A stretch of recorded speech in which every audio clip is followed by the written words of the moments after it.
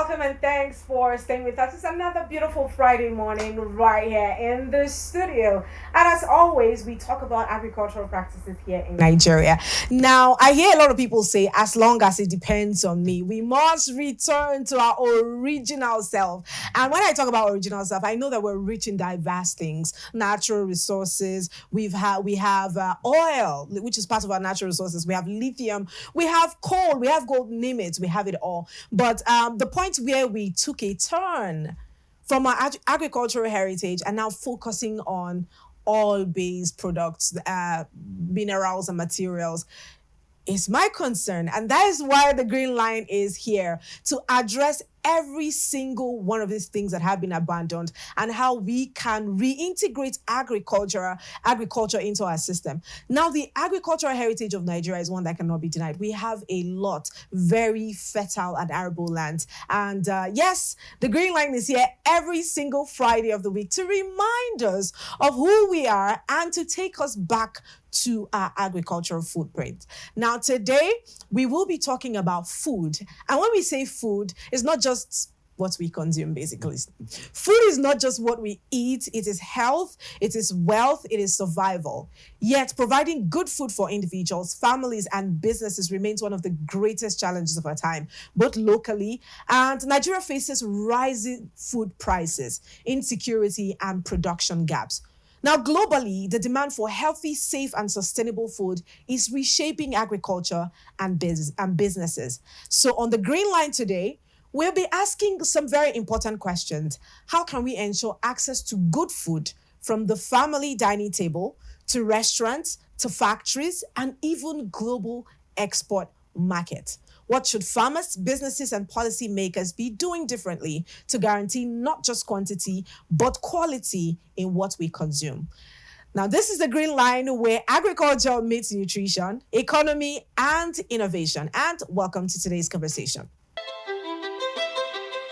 From the soil beneath our feet to the tables across the world, agriculture is the heartbeat of Nigeria's future. Yet challenges persist. Limited finance, outdated methods, policy gaps, and untapped opportunities. The Green Line is here to change that. A groundbreaking weekly television feature that connects policy with practice, farmers with markets, and innovation with impact. We dig deep into the full agricultural value chain, from land preparation to mechanization, financing, food preservation, exports, and beyond. The Green Line isn't just a show, it's a national development platform. Join me every Friday at 11 a.m. only on Rapid TV, Star Times Channel 176, and online at www.rbnradiotv.com. All right, welcome again. And yes, as always, we get to visit the marketplace to have the word on the street. And for today, tomato is such a fresh and a very nutritious, is it a fruit now? It's an agricultural produce. Yeah. Tomato is super essential to that Niger jollof that we make, Senegal, different parts of the world. Tomato is such an important ingredient in making it's some sort pot of meal, right? But we went into the marketplace to discuss with some of these farmers. Of course, we got to learn the different types of tomatoes we have in the market, and then some of the challenges that they face in transporting this from the farmland into the marketplace. Let's take a look. What do you sell in this market?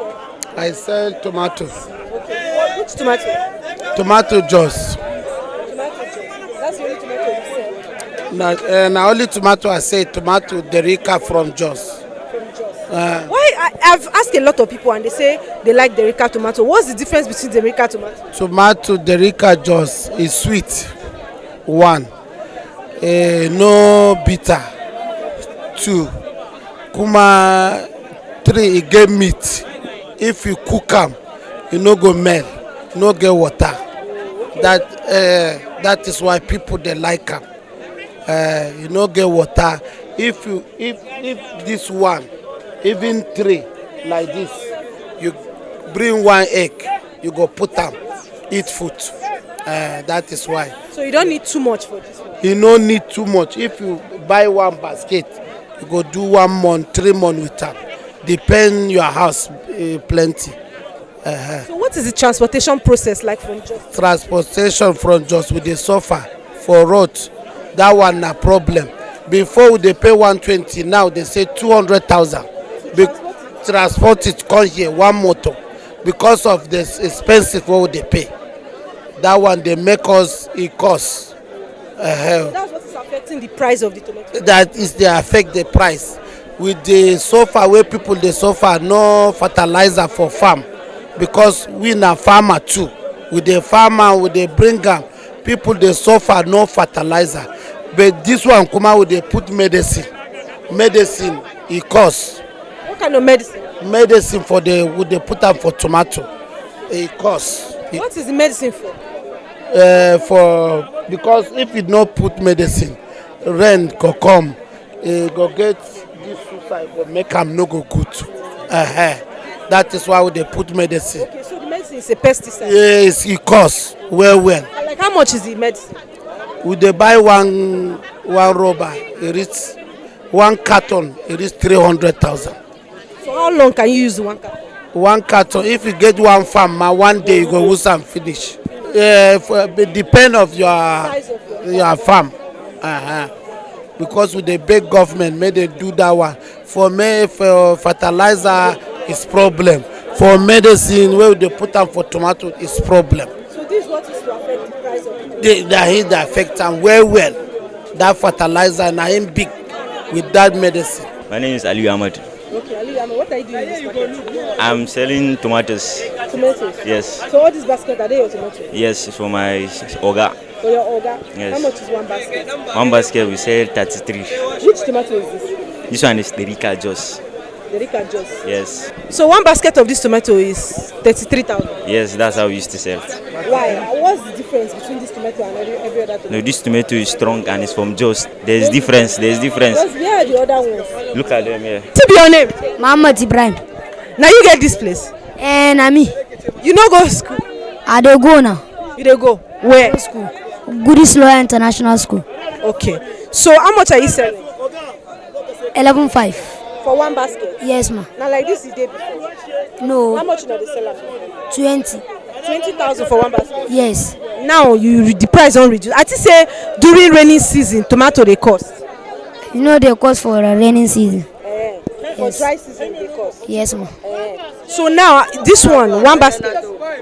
1 basket and they sell 11,000 last. I dey call 11.5. Welcome back and thanks for staying with us. Now, for today's conversation, of course, I'm never alone. I get to have experts who can help us dissect these conversations here in the way that we can understand.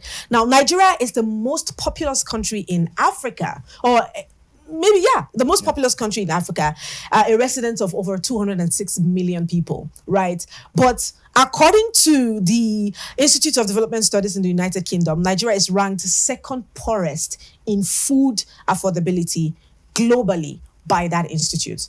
Now, there's been a lot of, chaos concerning that. Because how can a land so fertile, so rich, still find it difficult to be able to provide food for the people that live within the country at affordable rates? Not just at the rates, the quality of food that is being, spread in the marketplace. Now, helping us dissect that conversation today is Mr. Damian Udoh. Mr. Damian Udoh is the Chief Executive of QuickLive. Good morning, Mr. Damian. Good morning. How are you doing today? Very well, thank you. I'm delighted to be here. Thank you for having me. Absolutely. Now, the conversation for today is one that people might just be food. Why are we talking about food? Right. It's agriculture. What's the link or what's the connection between both? But of course, agriculture is food. So let's break it down now. What is food? When we say food, what do we mean by food? It's a great question. Thank you. And again, I'm delighted to be here. It's just really, really amazing. Thank you for the opportunity. Right. So there's a way we define good food at QuickLive. Okay. By the way, I'm representing QuickLive. Absolutely. All right. Absolutely. So there's a way we define good food. We define good food as food that is affordable, Okay. food that's accessible, and Okay. food that is nutritious. So we like to think about it as how bringing you all the food that would give you all the nutrition needed to live from a healthy and happy life from infancy to adulthood. Right. So to define food in itself, what is food? Food is, you can think about it as that nutritious thing you have to take more than one time a day, right? To keep you, to provide you all of the nutrition you need. So think about it as just living a healthy and a happy life. Yeah, I think it's a very, very simple definition of food that everybody, I mean, food is universal, so everybody understands food. Right. From that perspective, Now, globally, nearly 31 million Nigerians are facing acute food insecurity. And this is according to the United Nations July report. And it says that the 31 million we're talking about is almost the population of Texas. Right? And here in Nigeria, almost nearly 31 million Nigerians are facing acute food insecurity. Now, what does this say about the effectiveness or failure of our local food systems? Great question, right? So food systems are such a beautiful thing. I mean, I have a newsletter just talking about food systems and how we can be efficient with our food systems. Yes, our food systems exist. We have a food system in Nigeria. We have a food system. I mean, we eat food every day. So that's the product of a food system. So think about the food system as the sum of all the actors and activities involved in capturing, production, storage, distribution of food, right? So everybody within that chain. So food system actors are farmers, farmers, traders, food processors, chefs, restaurants, everybody inside that, right? Of course, the logistics providers that help us get food from point A to point B. So what does that statistic say about our food system? Our food systems need a lot of work. There needs to be a lot of intentionality around the design, the architecture, the design, and implementation of our food systems. Right now, things are very, very fragmented, right? You have locally, the stats is about 38 million smallholder farmers who are mostly sparsely populated, right? And so their efforts are very, very, very sparse.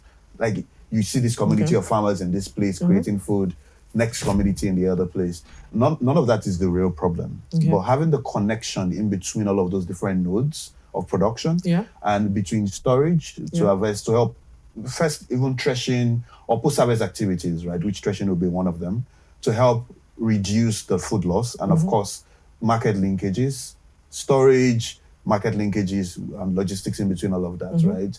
Which is where you have a lot of the activities of traders. In between all of these different nodes that I've mentioned, there's a lot of breaks in between them. And that's what's responsible for a lot of food loss. And that's what's responsible for the quantity of food that finally makes it to the final market. So we need a very, very definite system around all these different nodes that connects them and then brings together all these fragmented efforts together to make sure that we have scale as far as availability. And whenever there's scale, fundamentals of market, demand, supply, you have prices come down. All right. Now, there's food and there is good food. I like how when you said quickly defines definition of good food. Right. How can, globally, there are strict standards on what qualifies good food. Right. So how can Nigerian farmers and businesses balance these two realities? Because seeing a country that, like I said, acute food insecurity, the most important thing would be to basically have food to eat.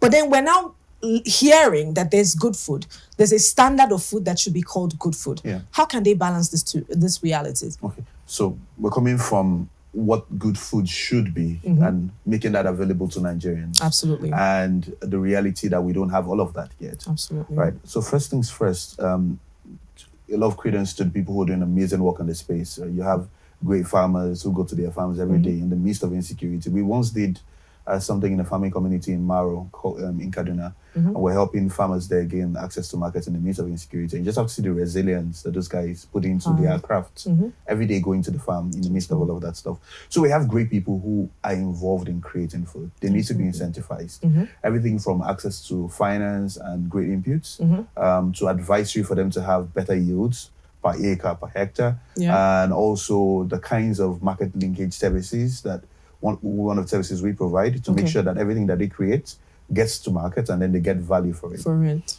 Do we need to produce more food? Yes. Do we need to manage the systems that help us produce food currently?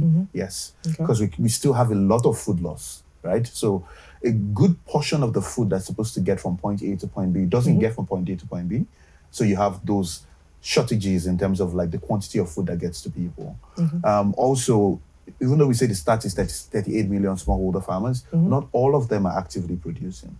There are those in regions where you have a lot of insecurity and they can't even go to the farms. There are those who don't even have the inputs to create food. Right, so there are a couple of things we're working on to bring, to kind of like bridge those gaps, the financing projects that would help bridge the gap as far as helping farmers gain access to those inputs. Because, I mean, what does a farmer need? You're either producing or you're capturing food. So, for example, food capture, a fisherman going on the sea or on the waters to capture fish, right? You just need the tools you need to do what you want to do, whether that's capturing food or producing food.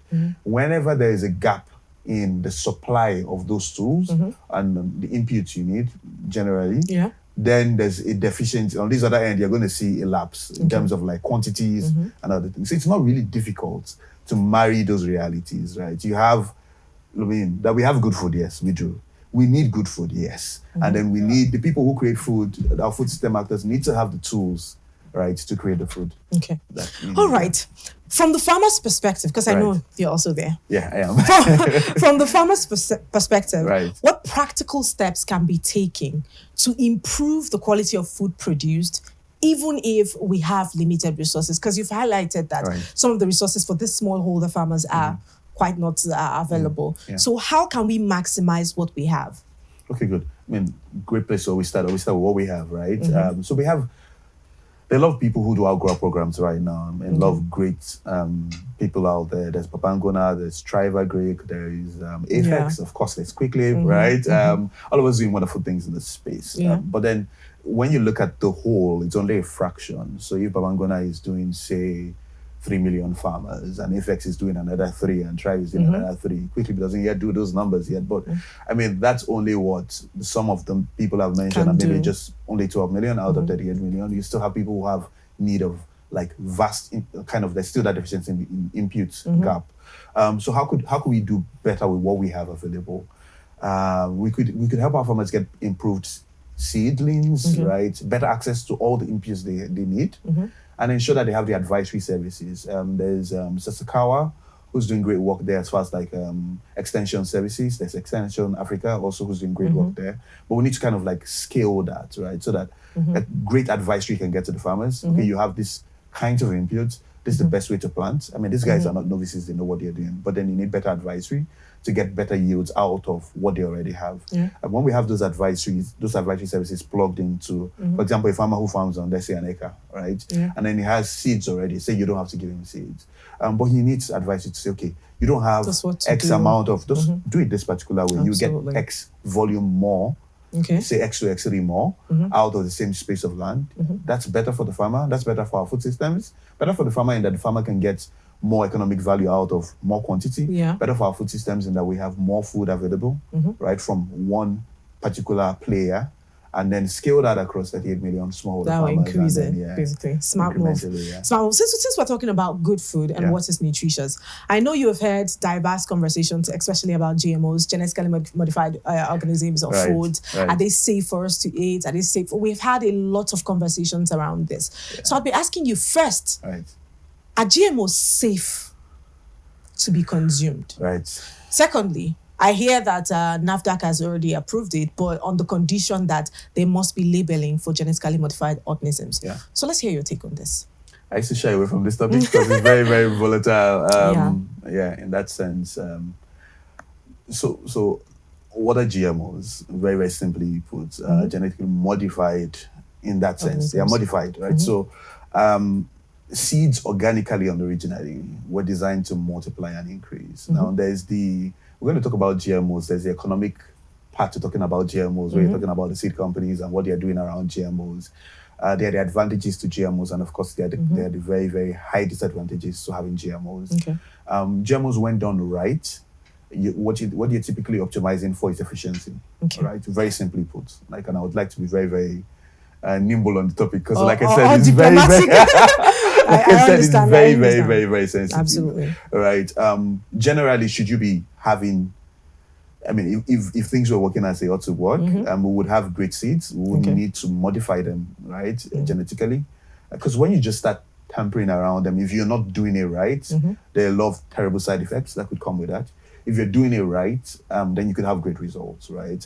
We all go, from time to time, as agricultural science has evolved, we've gotten to edit things within seeds and with, of course, the genomes, right? But overall, when done right, it could serve as like any other thing. When done right, it could serve as a force for good. Yeah.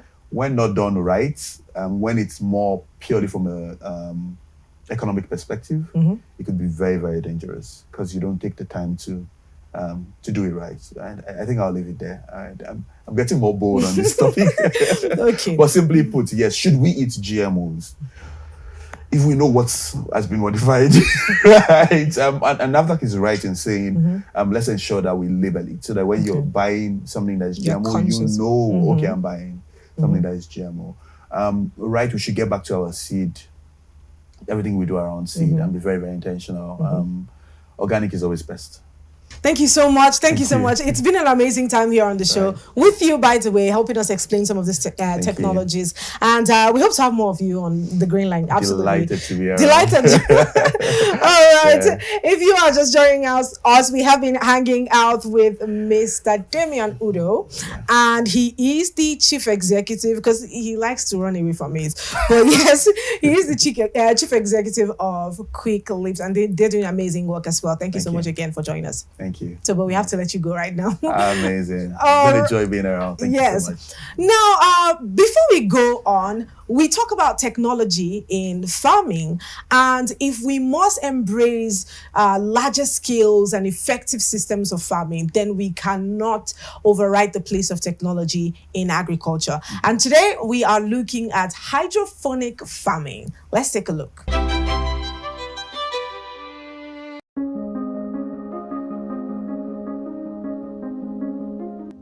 Hydroponic farming is a modern agricultural technique where plants are grown without soil. Instead, they are cultivated in nutrient-rich water solutions or inert growing mediums like coco coir, perlite, or rock wool. The idea is simple. By eliminating soil, plants no longer compete for nutrients. They get exactly what they need in the right proportions, directly to their roots. This method offers several advantages. First, it saves up to 90% of water used in traditional farming because the water is recycled through the system. Second, it allows food to be grown in places where soil is poor or even non-existent, like urban rooftops, deserts, or controlled indoor environment. Third, it ensures faster growth and higher yields because plants expend less energy searching for nutrients. Hydroponic farming is also cleaner and more sustainable. Since the system is closed and controlled, it reduces pests, diseases, and the need for chemical pesticides. It allows for year-round cultivation, unaffected by seasonal changes or climate challenges. Today, crops like lettuce, spinach, tomatoes, cucumbers, and even strawberries thrive in hydroponic systems. Globally, the hydroponics industry is valued at over $12 billion and projected to double by 2030. As cities and nations search for ways to secure food supply. For Nigeria and Africa at large, hydroponics presents a big opportunity with rapid urbanization, limited arable land, and climate stress. These technology could ensure that individuals, families, and businesses have consistent access to fresh, nutritious, and locally grown food.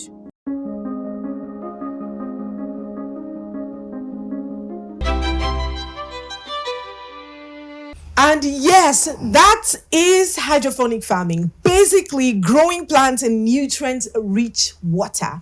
And yes, who doesn't want an easy way to doing things? Of course, everyone. And the idea, again, of the Green Line is basically ensuring that agriculture is as, I don't want to use the word of the president, because at that time when he was giving the speech, he says they need to make agriculture a certain kind of way so the younger generations will be attracted to the system. Absolutely. No matter what you say I am pro-agric because that's what I eat. That's how I live. I mean, everything you do is centered around what you eat, and agriculture cannot be taken away from that. So yes, we will be closing out on the green line right about now. And one thing I want you to remember is good food is not luxury. It is a right. From the farm to the family table, the challenge before us is making sure that what Nigerians eat is safe, nutritious, and then affordable.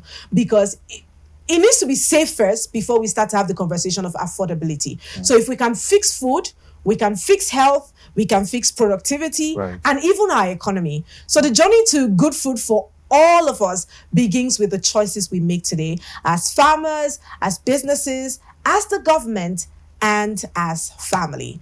And we draw the curtain here for the green line today. Remember, my name is Martha Alu. I will see you next Friday on the green line.